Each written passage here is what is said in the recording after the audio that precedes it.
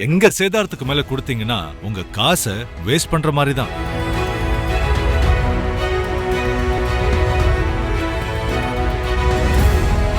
GT Holidays, South India's #1 travel brand.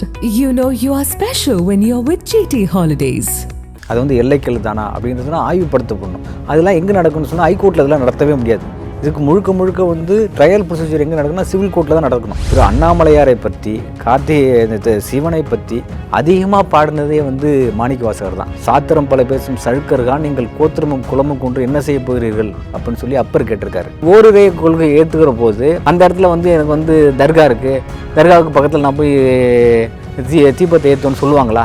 ஒவ்வொருத்தருக்கும் ஒவ்வொரு பேரில் ஒரு நம்பிக்கை இருக்கலாம். அதான் ஏகன் அநேகன் இறைவனடி வாழ்கன்னு சொல்லி மாணிக்கவாசகர் சொல்கிறார்.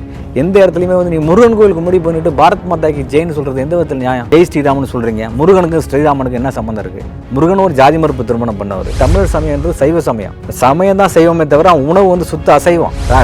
சென்னை ராயப்பேட்டையில் உள்ள உங்களுக்கு திருப்பரங்குன்றத்தில் மலையில் போய் எங்களுக்கு வந்து உரிமை நிலைநாட்டுறேன் அப்படின்னு சொல்கிறது என்ன நியாயம் இருக்குது? அந்த சம்மந்தப்பட்ட ஊரில் ஒருத்தர் கூட இதை பற்றி பேசவே இல்லைங்க. அக்கிர நேயர்களுக்கு வணக்கம். இந்த நேர்காணலின் சிறப்பு விருந்தினர் சென்னை உயர்நீதிமன்ற வழக்கறிஞர் திரு துரையருண் அவர்கள். வணக்கம் சார். வணக்கம்.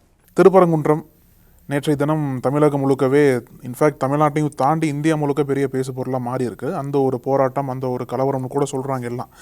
ஸோ ஒரு அட்வொகேட்டாக நீதியின் பார்வையில் இந்த ஒரு சம்பவத்தை நீங்கள் எப்படி பார்க்குறீங்க? Caesar's wife must be above suspicious அப்படின்னு சொல்லுவாங்க. வில்லியம் ஷேக்ஸ்பியரு ஜூலியஸ் சீசர் பிளேயில் சொல்லியிருப்பார், நாடகத்தில் வரக்கூடிய வார்த்தை. என்ன எதுக்கு சொல்கிறாருன்னா, Caesar's wife must be above சஸ்பீசியஸ்னால் சீசரின் மனைவி சந்தேகத்திற்கு அப்பாற்பட்டவராக இருக்கணும் அப்படின்னு சொல்கிறது. அது ஏன்னா நீதி வழங்கக்கூடிய இடத்துல இருக்கக்கூடியவங்க ஒரு பக்கம் சாயாமல், பக்கச்சாய்வு இல்லாமல், எந்த பாரபட்சமும் இல்லாமல் சரியான அந்த தராசோட முள் எப்படி இருக்குது அதுபோல் வந்து இருக்கணும்னு சொல்லிட்டு எந்த பக்கமும் போயிடக்கூடாது அப்படின்னு சொல்லுவாங்க. இன்னொரு விஷயம் என்னென்னா, இது போன்ற நிகழ்ச்சிகளுக்கு இது போன்ற நீதித்துறையை பற்றி விமர்சிக்கப்படக்கூடிய செய்திகளுக்காக நம்ம வந்து பேசுகிறதுங்கிறதே ரொம்ப வருத்தமாக இருக்குது. என்னென்னா, நீதிமன்றங்கள் விமர்சனத்துக்கு அப்பாற்பட்டது, நீதிமன்றங்களை விமர்சிக்கக்கூடாது, நீதிமன்றங்களை யாரும் வந்து விமர்சித்தா அவங்களை வந்து நடவடிக்கைகளுக்கு உட்படுவாங்க அப்படின்லாம் சொல்லக்கூடிய காலகட்டத்தில் நீதிமன்றங்களும் விமர்சனத்துக்கு உட்படாத வகையில் நடந்துக்கணும்னு ஒரு இது இருக்குல்ல, ஒரு வரையறை இருக்கு இல்லையா? அதுக்கு உட்பட்டு தான் நடக்கணும். எப்படி வந்து நீதிமன்றங்களை நீதிமன்ற தீர்ப்புகளை விமர்சிக்கக்கூடாதுன்னு சொல்கிறாங்களோ அதே போலவே வந்து நீதிமன்றங்களும் வந்து மற்றவர்களுடைய விமர்சனங்களுக்கு உட்படாத வகையில் நடந்துக்கணும் இல்லையா? எப்போதுமே வந்து நம்ம எப்படி இருக்கணும்னா, யாரும் நம்மளை வந்து விமர்சிச்சிடக்கூடாத வகையில் நம்மளோட செயல்பாடு இருக்கணும். அதை நம்ம அப்படி நடந்துக்கணும். எந்த பக்கமும் இல்லாத வகையில், நியாயமான வரையில், நேர்மையான முறையில் வந்து பக்கச்சாய்வில் ஒருதலை பட்சம் இல்லாமல் சரியான தீர்ப்பு கொடுக்கணும் அப்படின்னு சொல்கிறாங்க. அப்படி தான் வந்து பல்வேறு உச்சநீதிமன்ற தீர்ப்புகள் அப்படி தான் சொல்லுது. அப்படி தான் நீதித்துறையும் இருக்கணும் அப்படின்னு சொல்லுது. நீதிமன்றம் இப்படி தான் இருக்கணும் அப்படின்றாங்க. ஆனால் இங்கே என்னடான்னா, தொடர்ச்சியாக வந்து ஏற்கனவே வாஞ்சிநாதன் மேலே ஒரு வழக்கு, அது மூலயமா வந்து ஒரு பல்வேறு நீதிபதிகள் வந்து ஒரு பெரிய ஒரு அறிக்கை கொடுத்து இப்படி வந்து ஒருதலை பட்சமான தன் வழக்கை தானே விசாரிக்கக்கூடாதுன்னு சொல்கிறது. அதுக்கப்புறம் வந்து பல்வேறு தரப்பினர் வந்து சோசியல் ஆக்டிவிஸ்டெலாம் வந்து நிறையா வந்து சமூக செயல்பாட்டாளர்கள்லாம் வந்து அறிக்கை கொடுக்குறாங்க, கையெழுத்து இயக்கம் நடத்துகிறாங்க. இப்படிலாம் ஒரு சூழலுக்கு வந்து நீதிமன்றம் நம்ம போகலாமா அப்படின்ற ஒரு கேள்வி இருக்குல்ல. அதுக்கெல்லாம் ஏன் வந்து வாய்ப்பை ஏற்படுத்தி கொடுக்குறாங்க? நீதிமன்றம் அதுக்கெல்லாம் வாய்ப்பு கொடுக்கக்கூடாது அப்படின்றதான் வந்து வழக்கறிஞரோட கவலையாக இருக்குது, நீதித்துறையோடைய கவலையாக இருக்குது. எல்லாமே வருத்தப்படுறாங்க. இப்படி ஒரு சூழலுக்கு உட்படக்கூடாது அப்படி ஒரு அமைதியான ஒரு இடத்துல வந்து இப்படி ஒரு சம்பவம் வந்து நடைபெறதுக்கு நீதிமன்றமே வந்து காரணமாக இருக்கக்கூடாது அப்படின்னு சொல்கிறாங்க.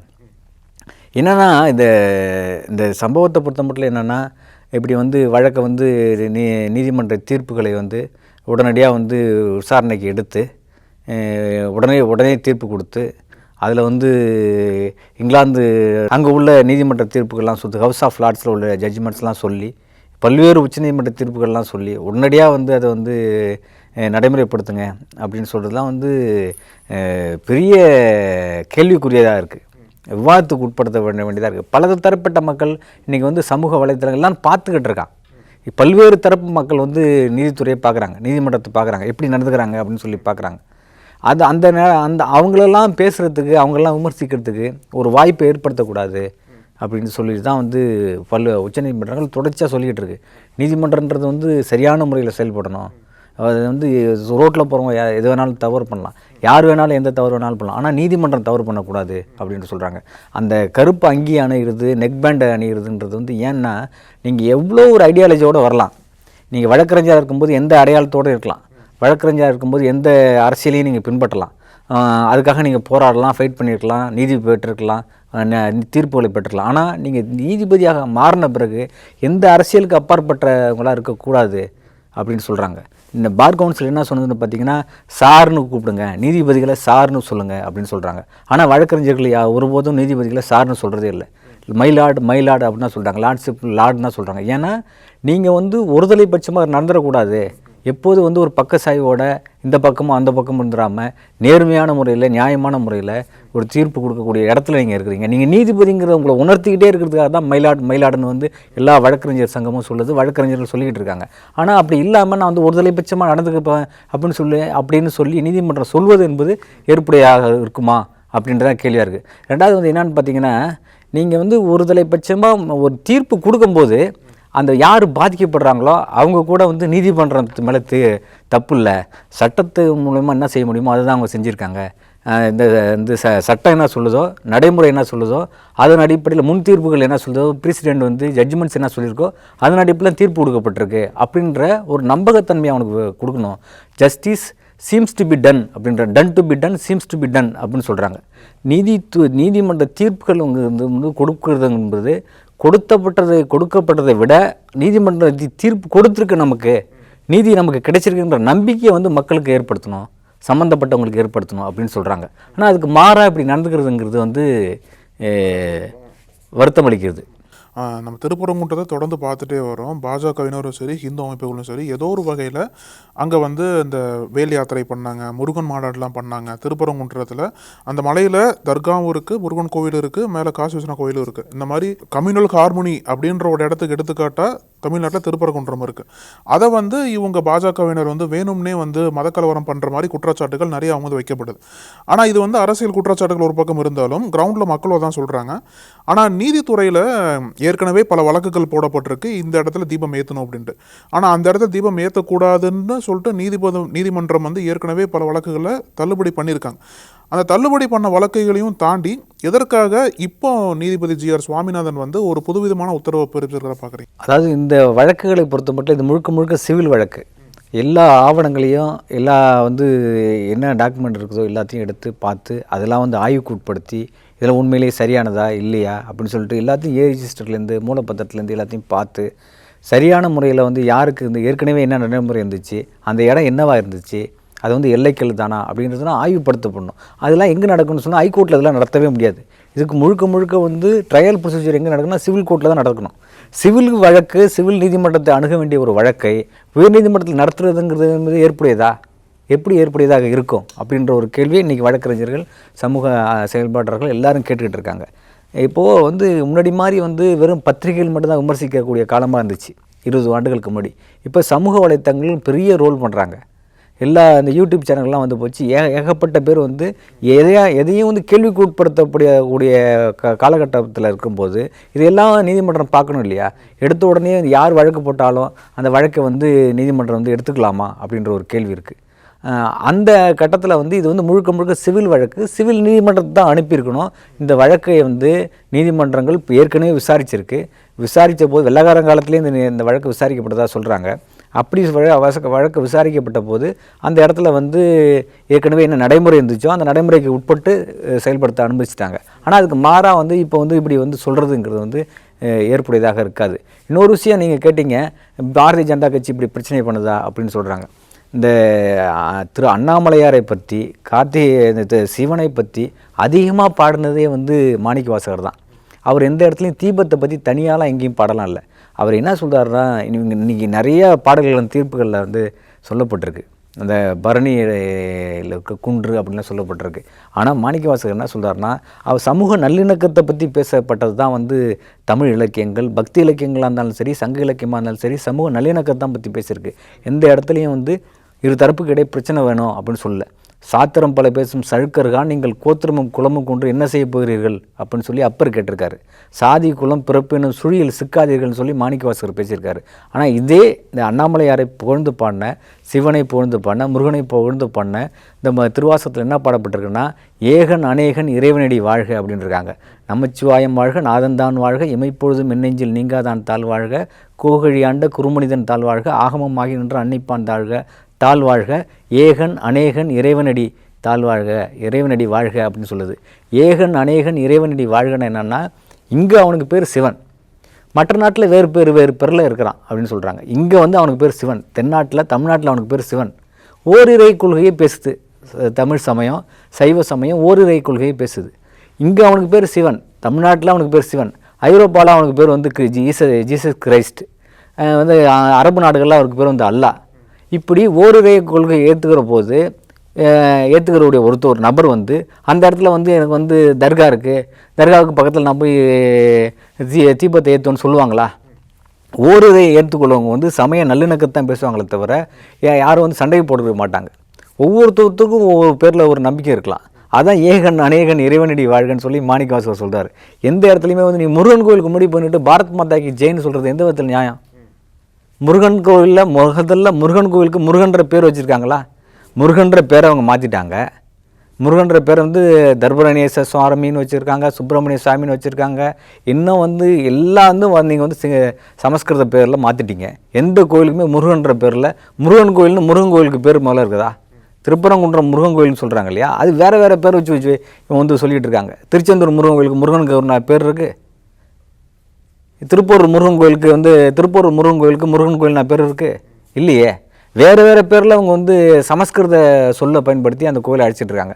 அதே போல் இன்றைக்கி வந்து தமிழர் வழிபாடக்கூடிய, தமிழர் மூதாதையராக இருக்கக்கூடிய முருகனை வந்து இவங்க தனதாக்கி பார்க்குறாங்க. முருகன் கோயிலில் போய் எதுக்கு நீ பாரத் மாதாக்கு ஜெயின்னு சொல்கிற, ஜெய் ஸ்ரீராமன் சொல்கிறீங்க? முருகனுக்கு ஸ்ரீராமனுக்கு என்ன சம்மந்தம் இருக்குது? முருகன் ஒரு ஜாதி மறுப்பு திருமணம் பண்ணவர். அவரை போய் நீ எப்படி உனக்கு வந்து சாதியை ஏற்று தூக்கி பிடிக்கக்கூடிய சங்கிகளை கொண்டாட முடியுமா, ஏற்றுக்க முடியுமா? இந்துத்துவவாதிகளுக்கும் தமிழர்களுக்கும் வாழ்விலே அடிப்படையில் தமிழர் சமயன்றது சைவ சமயம். தமிழர்கள் சைவர்கள், அவங்களோட பேர சமயம் தான் செய்வோமே தவிர அவங்க உணவு வந்து சுத்த அசைவம். சமயம் சைவம், ஆனால் உணவு வந்து அசைவம். சைவம்ன்றது என்ன, இயற்கை வழிபாடு. அதனால்தான் வந்து வந்து இயற்கையை வழிபடக்கூடிய இந்த தமிழர்களுடைய இலக்கியங்களே வந்து இயற்கை வழிபாடு தான் இருக்குது. உங்களுடைய வந்து உயர்ந்தோர் தொழ விளங்கி ஏங்கொலி நீர் ஞானத்து இருளகற்றும் தன்னோர் இல்லாத தமிழ் அப்படின்னு சொல்கிறாங்க. தமிழ்ன்றது எப்படி இருக்குன்னு சொன்னால், அந்த உயர்ந்த மலை காடுகளில் இருந்து வந்து வரக்கூடிய ஒளியிலிருந்து வர்றது தான். ஒளியிலேருந்து வரக்கூடிய இது இருக்கக்கூடிய இருளை அகற்றி, சமூகத்தில் இருக்கக்கூடிய இருளை அகற்றி எப்படி ஒளி தருமோ அதே போல் தமிழ் வந்து மக்களுக்கு வந்து ஒளியை தரக்கூடியது. எந்த வந்து இக்காரம் இல்லாத, யாருக்குமே வந்து ஈக்குவல் பண்ண முடியாத அன்கம்பரபிள் லாங்குவேஜ்னு தமிழை சொல்கிறாங்க. அதே போல் தான் தமிழர் வழிபாடான இது இயற்கை வழிபாடுன்றது யாராலுமே எந்த சமூகத்துலேயும் எந்த பண்பாட்டில் இல்லாத ஒரு வழிபாடு தான் இயற்கை வழிபாடு. அப்படி இருக்கும்போது நீங்கள் வந்து அதுக்கெல்லாம் மாறாக வந்து ஒரு பிரச்சாரத்தை கொண்டு வந்து இந்துத்துவ கல்ச்சரை கொண்டு வந்து இந்த மக்களை வந்து மடைமாட்டலாம்னு நினைக்கிறாங்க. ஆனால் அங்கே வந்து எந்த பிரச்சனையும் இல்லை சார். இதில் ரெண்டு விதமான கேள்வி இருக்குது சார். ஒன்று பார்த்தீங்கன்னா, நம்ம ஒன்று உறுதிப்படுத்தி ஆகணும், நேற்றைய தினம் அந்த மலையில் தீபம் ஏற்றிட்டாங்க. எங்கே வழக்கமாக ஏற்றிட்டு இருக்காங்க அதே இடத்துல அங்கே தான் ஏற்றிருக்காங்க. அது வந்து எல்லாத்துக்கும் தெரிஞ்சாகணும். சில பேர் என்ன சொல்கிறாங்க அப்படின்னா, ஏற்றவேலன் மாதிரி சொல்கிறாங்க. அதுக்குள்ளே போக வேண்டாம் நம்ம. ஆனால் 2 காலமாக இருக்கக்கூடிய அந்த வழக்கத்தை ஒரே நாளில் மாற்றணுன்ற மாதிரி ஒரு பெட்டிஷன் போடப்பட்டிருக்கு. அதோட நோக்கத்தை பின்னாடி பார்க்கும்போது இன்னொரு பக்கம் நீங்கள் சொன்னீங்க இல்லையா, சிவில் கேஸ் வந்து சிவில் கோர்ட்டில் தான் விசாரிக்கணும். அந்த ஒரு பெட்டிஷனை வந்து ஹைகோர்ட்டில் விசாரிக்கக்கூடிய நோக்கம் என்னவா இருக்குன்னு பார்க்குறேன். அதுதான் இப்போ சொல்கிறோம். அதான் யார் நீதிபதியாக வர்றாங்க அதை பார்த்து வழக்கு தாக்கல் செய்யக்கூடிய நடைமுறை இருக்குல்ல, அது முழுக்க வந்து ஏற்றுக்கொள்ள முடியாது, கண்டிக்கத்தக்கது, ஏற்றுக்கொள்ளவே முடியாது. ஏன்னா ராமரவிக்குமாருக்கு ஊர் எது? ராமரவிக்குமாருக்கு திருப்பரங்குன்றம் மலைக்கு என்ன சம்மந்தம் இருக்குது? ராமரவிக்குமார் ராயப்பேட்டைக்காரர். ராமரவிக்குமார் சொந்த ஊர் ராயப்பேட்டை சார், சென்னையில் உள்ளவர். இந்து தமிழர் கட்சின்னு ஆரம்பித்தார். இந்து மக்கள் கட்சியிலேருந்து இந்து தமிழர் கட்சின்னு ஆரம்பிச்சிட்டார். அவர் நமக்கு நல்ல நண்பர் தான், நல்லா தெரிஞ்சவர் தான். ஆனால் எதுக்கு சொல்கிறேன்னா, பல விவாதங்களில் வந்து அவர் பார்த்துருக்குறோம். மிக வந்து வாய்ப்பு மறுக்கப்பட்ட, இது வரைக்கும் வந்து ஒரு உயர்நீதிமன்ற நீதிபதிகளோடு இல்லாமல், ஒரு ஐஏஎஸ் அதிகாரி கூட இல்லாமல், ஒரு ஐபிஎஸ் அதிகாரிகளோடு இல்லாமல், எந்தவித அரசு பணிகள்லையும் எந்த இடத்துலையும் போகாத ஒரு சமூகத்தில் இருந்துக்கிட்டு ஒரு சமூக செயல்பாட்டாராக இருக்கிறாரு. ஆனால் இதில் இந்த இடத்துலையும் போகாத அப்படின்னு இப்படி ஏற்றுக்க. ஆமாம், எந்த சமூக பிரதிநிதித்துவமே கிடையாது அவருக்கு. அந்த அவர் எந்த சமூகத்தில் பிறந்திருக்காரோ அந்த சமூகத்துக்கு எந்த சமூக பிரதிநிதித்துவமே இல்லை. அப்படியாப்பட்ட ஒரு சமூகத்தில் பிறந்துட்டு அவர் வந்து இந்து மக்கள் கட்சி, இந்து தமிழர் கட்சி அப்படின்னு சொல்லிட்டு இதுமாரி அமைதியாக இருக்கிற ஒரு ஊரில் போய் பிரச்சனை பண்ணுற வகையில் வந்து ஒரு வழக்கை தாக்கல் பண்ணிருங்கிறது ஏற்புடையதே இல்லை, நியாயமே இல்லாத ஒரு விஷயம். நியாயம்னு ஒன்று இருக்குல்ல, உங்களுக்கு என்ன லோக்கல் ஸ்டாண்ட் இருக்குன்னு ஒருத்தன் கேட்பான்ல. மதுரையில் உங்கள் கட்சிக்காரன் யாராவது ஒருத்தன் மதுரையில் இல்லையா? அதான் கேள்வியாக கேட்குறேன். மதுரையில் இருந்தால் அங்கே உள்ள அந்த சம்மந்தப்பட்ட ஊரில் ஒருத்தர் கூட இதை பற்றி பேசவே இல்லைங்க. சென்னை ராயப்பேட்டையில் உள்ள உங்களுக்கு திருப்பரங்குன்றத்தில் மலையில் போய் உங்களுக்கு வந்து உரிமை நிலைநாட்டுறேன் அப்படின்னு சொல்கிறது என்ன நியாயம் இருக்குது? அடிப்படையில் ஒரு நியாயம் இருக்குல்ல, ஒரு பேசிக் ரைட்டுன்னு ஒன்று இருக்குல்ல. அதுமாரி எந்த தார்மீக ரைட்டுமே இல்லையா உங்களுக்கு?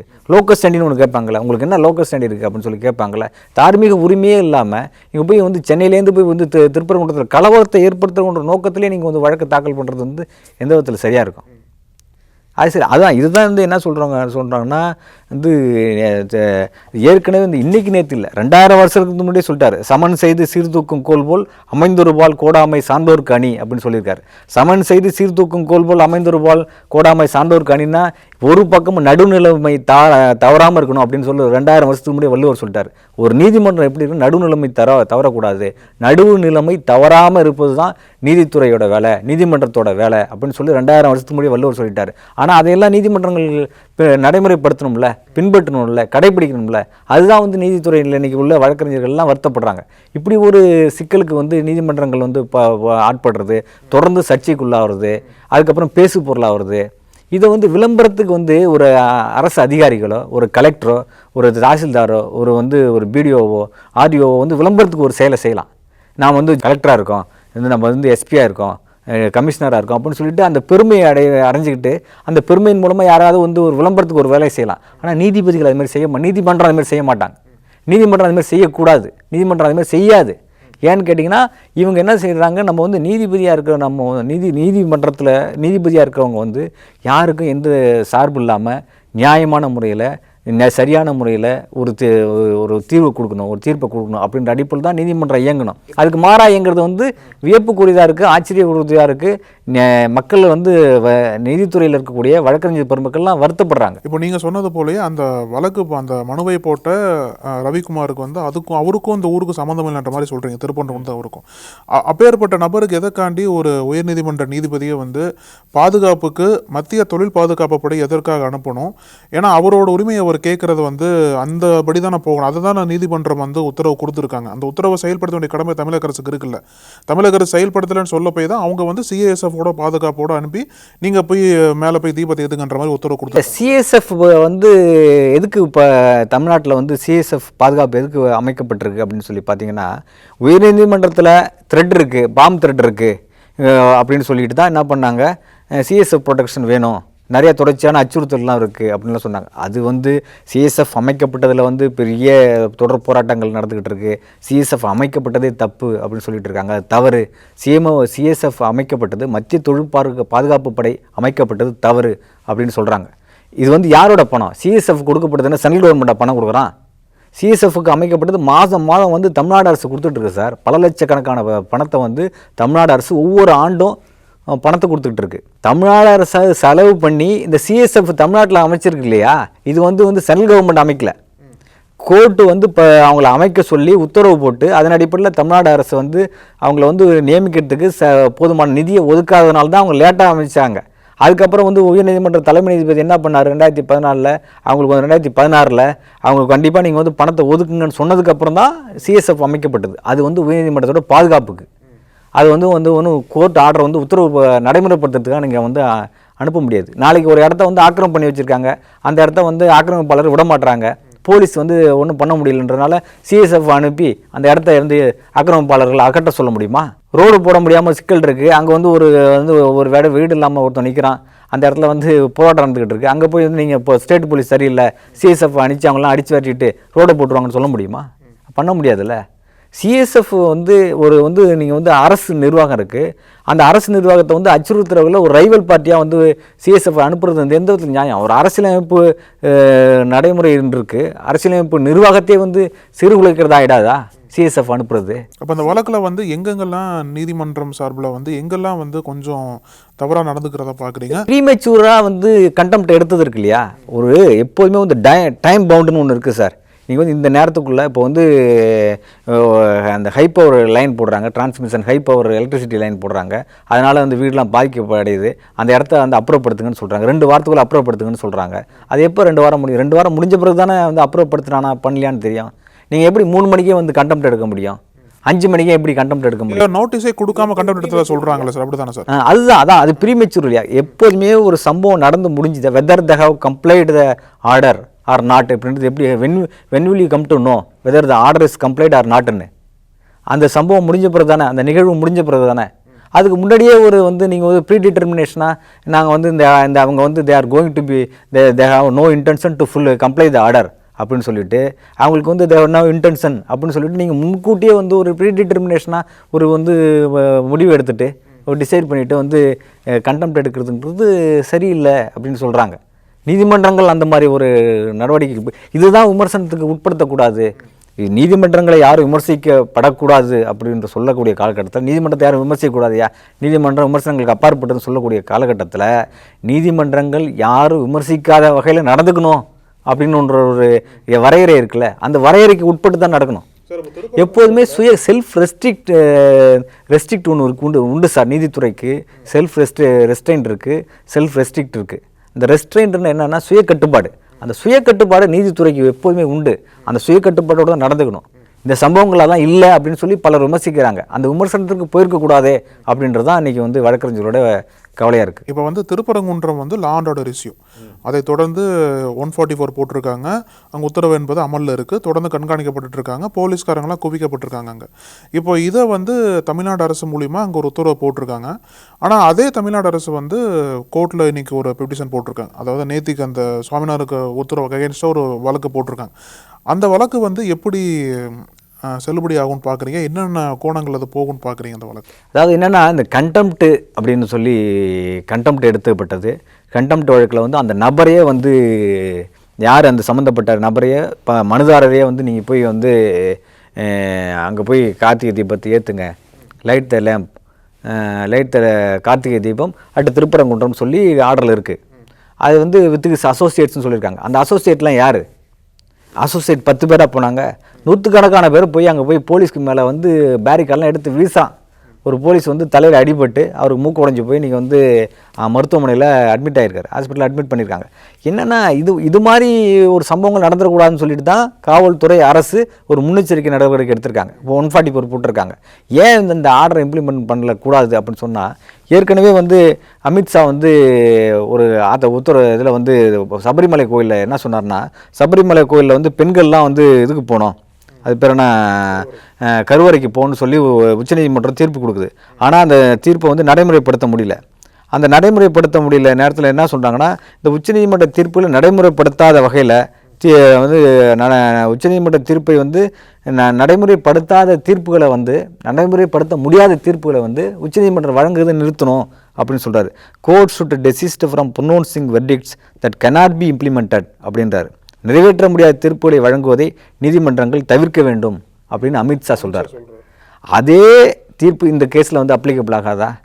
இது வந்து court should desist from pronouncing verdicts that cannot be implemented அப்படின்றார். அது வந்து எதுக்கு நீங்கள் வந்து சொல்கிறீங்க, எல்லாரும் வந்து கோயிலுக்கு போகலாம் அப்படின்னு சொல்கிறக்கூடிய சொன்ன தீர்ப்பை வந்து சரியான தீர்ப்பை நீங்கள் இப்போ வந்து போகக்கூடாது அப்படின்னு சொல்கிறாங்க. அப்போ போகக்கூடாது அப்படின்னு சொல்லி இவங்க தடுக்கிறாங்க. ஆனால் இந்த இடத்துல என்ன நடக்குதுன்னா, இவங்க உள்ளே போகிறாங்க, போவதன் மூலமாக சட்ட ஒழுங்கு பிரச்சனை வருது அப்படின்னு சொல்கிறாங்க. அவங்க சொன்ன அதே வார்த்தைகள் இந்த தீர்ப்பு பொருந்துமா பொருந்தாதா அப்படின்றது தான் பல பேரோட கேள்வியாக இருக்குது. என்ன சொல்கிறாங்க, இங்கே கடைசியாக என்ன சொல்லியிருக்கு இந்த போலீஸ் என்ன சொன்னாங்க, we are not allowing, will ready to face the consequences அப்படின்னு சொல்கிறாங்க. they are ready, கவர்மெண்ட் வந்து they are ready to face the consequences, let them face, அவங்க ஃபேஸ் பண்ணுவாங்க. they are ready to face the consequences, let them face. என்னென்ன issue என்னன்னு பார்த்தீங்கன்னா, இது எப்படி நீதிமன்றங்கள் இது மாதிரியான பிரச்சனைகளில் எப்படி நடந்துக்கணும் அப்படின்ற ஒரு வரையறை இருக்கு இல்லையா, அந்த வரையறைக்கு உட்பட்டு நடக்கலையோ அப்படின்ற ஒரு சந்தேகம் இருக்குது. நடக்கவில்லை அப்படின்றது ஒரு தரப்போட வாதமாகவும் இருக்குது. அதுக்கெல்லாம் வந்து வாய்ப்பு அளிக்கக்கூடாது அப்படின்றதான் நீதித்துறை சார்ந்த வழக்கறிஞர்களுடைய வேதனையாகவும் கவலையாகவும் கண்டனமாகவும் இருக்குது. சார், இப்போ என்ன ஒரு செய்தி வந்திருக்கு அப்படின்னா, நம்ம முன்னாடியே பேசணும்ல, தமிழக அரசு சார்பாக ஒரு மேல்முறையீடு வழக்கு போட்டிருக்காங்கன்னு சொல்லி பேசணும்ல, அதை விசாரித்த 2 நீதிபதிகள் அமர்வு வந்து ஜிஆர் சுவாமிநாதன் கொடுத்த தீர்ப்புக்கு அதுதான் சரின்ற மாதிரி சொல்லி தமிழக அரசோட மனுவை வந்து தள்ளுபடி பண்ணியிருக்காங்க. அந்த தீர்ப்பை ரத்து பண்ண முடியாத மாதிரி சொல்லியிருக்காங்க. ஸோ அது மட்டும் இல்லாமல் அந்த அவமதிப்பு வழக்கை வந்து மீண்டும் அவர் தான் விசாரிப்பாருன்னு சொல்லியிருக்காங்க. ஆமாம், அந்த கோர்ட்டு கண்டெம்ட் ஆஃப் கோர்ட்டு அவர் தான் விசாரிக்கணும். அது ஒன்றும் பிரச்சனை இல்லை. இப்போ இதோட முடிஞ்சு போகிறதுல சுப்ரீம் கோர்ட் இருக்கு இல்லையா, சுப்ரீம் கோர்ட்டுக்கு போவாங்க. தமிழ்நாடு அரசு சுப்ரீம் கோர்ட்டுக்கு போவோம். அங்கே உள்ள சட்ட ஒழுங்கு பிரச்சனையை பற்றி பேசுவாங்க. இங்கே நீதிமன்ற தீர்ப்பை படுத்தணுமா படுத்தக்கூடாதாங்கிறத விட நாங்கள் வந்து அமைதியாக இருக்கிற இடத்துல வந்து அந்த ஊர் மக்களே சொல்கிறாங்க, எங்களுக்கு என்ன நடக்குதுன்னே தெரியலையே அப்படின்னு அந்த ஊர் மக்கள் சொல்கிறாங்க.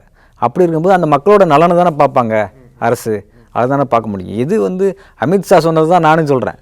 நீ தீர்ப்பை நிறைவேற்ற முடியாத தீர்ப்புகளை நீதிமன்றங்கள் வழங்குவதை கொஞ்சம் கருத்தில் கொள்ளணும் அப்படின்னு சொல்லி அமித்ஷா சொல்லியிருக்காருயா. அதே தான் நாங்களும் இந்த நேரத்தில் வந்து தமிழ்நாடு அரசும் சொல்கிறோம். இல்லை, இந்த மேல்முறையீடு வழக்கை தள்ளுபடி பண்ணியிருக்காங்க. அப்போ தமிழக அரசு சைட்லேருந்து வாதம் சரியாக வைக்கலன்னு எடுத்துக்கலாம். அப்படி எப்படி ஒத்துக்க வைக்க முடியும்? அந்த நீதிபதிகள் யாருன்னு கொஞ்சம் கேள்விலாம் இப்போ கேட்பாங்க இல்லையா. தனி நீதிபதி கொடுத்த உத்தரவை வந்து செயல்படுத்தணும் அப்படின்னு சொல்கிற அந்த நீதிபதிகளோட உத்தரவை நீதிபதியோட மனநிலையும் இந்த நீதிபதியோட மனநிலையும் ஒத்துப்போதா அப்படின்னு பார்க்க வேண்டியது இருக்குது. அதோடு மட்டும் இல்லாமல் இவங்களோட கொடுத்த இந்த தீர்ப்பு வந்து தமிழ்நாடு அரசுக்கு எதிராக இருந்தால் தமிழ்நாடு அரசு மேல்முறையீடு செய்யும். இவங்களை இந்த 2 நீதிபதிகள் கொண்ட அமர்வுலையும் வந்து எங்களோட வாதத்தை ஏற்றுக்கலை, நாங்கள் முன் வச்ச வாதங்களை அவங்க ஏற்றுக்கலை, அதனால் நாங்கள் உச்சநீதிமன்றத்துக்கு போகிறோம் அப்படின்னு தான் சொல்லுவாங்களே தவிர்த்து இதோட இந்த பிரச்சனை முடிஞ்சிடாது. இப்போ அந்த இடத்துல வந்து அமைதியாக இருக்கணுமா, சட்ட ஒழுங்கு சிக்கல் வரணுமா அப்படின்றது ஒரு கேள்வி இருக்குது. இந்த நீதித்துறை நிறைவேற்ற முடியாத இந்த தீர்ப்புகள் மூலமாக அங்கே ஒரு அசம்பாவிதம் நடந்துடக்கூடாது அப்படின்னு அமித்ஷா சொன்னது தான் இந்த இடத்துல சொல்லி நிறைவு செய்கிறேன். ரொம்ப நன்றி சார். நன்றி. நக்கீரன் டிவிக்கு சப்ஸ்கிரைப் செய்யுங்கள். உங்கள் ஆதரவே எங்கள் பலம். ஆசிரியர்களுக்கு நண்பனாகவும் மாணவர்களுக்கு ஆசானாகவும் திகழும் தேர்வு வழிகாட்டி. ஒவ்வொரு பாடத்திற்கும் அனுபவமிக்க ஆசிரியர்களின் துல்லியமான தெளிவான விடைகள். CNC இருக்கு, தேர்வு பயம் எதற்கு? இது தீரன் பப்ளிஷிங் ஹவுஸ் விற்பனை வெளியீடு.